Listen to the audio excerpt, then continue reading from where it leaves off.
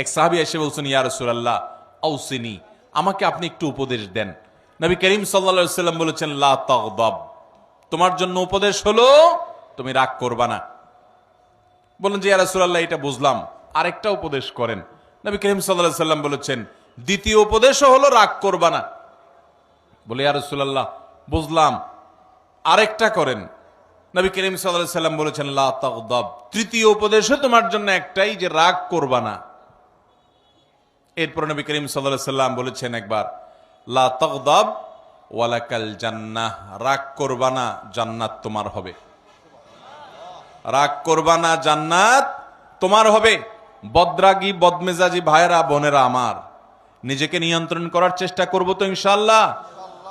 মনে রাখবেন, রাগ আসলো আর ছেড়ে দিলেন যেখানে সেখানে, মাত্রা জ্ঞান রাখলেন না কার সামনে কোন জায়গায় কতটুকু রাগ ছাড়া যাবে, কতটুকু রাগ ছাড়লে আপনার মুখ খারাপ হবে না, আপনার দ্বারা আল্লাহর হারাম কাজ হবে না, গুনাহ হবে না, আল্লাহর সীমা লঙ্ঘন হবে না, সেই মাত্রা জ্ঞান রেখে পরিমাপ করে করে রাগ জাহির করতে হবে, নিজেকে নিয়ন্ত্রণ করতে হবে। নবী করিম সাল্লাল্লাহু আলাইহি ওয়াসাল্লাম বলেছেন, সবচেয়ে বড় বীর বাহাদুর হলো যে ব্যক্তি রাগের সময় নিজেকে নিয়ন্ত্রণ করতে পারে। অনেক শরীরে শক্তি আছে, এটা আসল বীরত্ব না, রাগের চোটে শরীরে আগুন ধরে গেছে, মাগার নিজেকে বহুত কষ্ট করে ঠান্ডা করে রাখছে। রাগ নিয়ন্ত্রণ করতে পারে না দেখে ওই জায়গা থেকে বের হয়ে গেছে। মোবাইলে রাগ উঠে গেছে দেখে মোবাইল কেটে বন্ধই করে দিছে।